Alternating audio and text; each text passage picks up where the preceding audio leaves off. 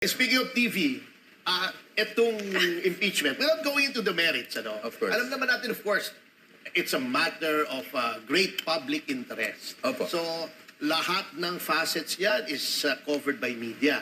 Sa iyong opinion as a lawyer, yun bang televised o publicized ang trial, does it help the defense? Does it harm the defense? Or does it help the prosecution or harm the prosecution? You know, I hope you don't think this is a safe answer, no? But kasi ito yung totoong nasa isip ko.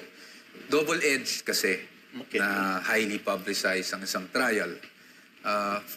Bakit siya, why does it help? Kasi gusto nating maipakita sa taong bayan, sa mga Pilipino, na walang basehan yung naging mga paratang aligasyon laban sa Vice Presidente for the past, I don't know, 2-3 years. No?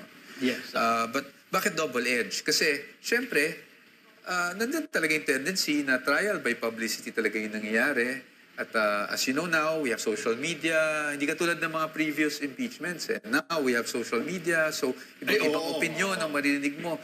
There are more legal experts than lawyers in the country right now. Diba? So, ang daming iba-ibang opinion na Marami maririnig mo. mga attorney Google ngayon Syempre, we're also very cautious and conscious of that. That's why I think it's very important na aside from the social media, tayo, bilang mga abogado, we don't blur the lines. Whether ano ang kulay mo sa politika, let's be objective when we talk about the law sa taong bayan para ma-explain natin ang mabuti. That's why I'm saying it's double-edged. Kasi una, mapapaliwanag mo sa tao, yes, pero kailangan naman talaga ng transparency.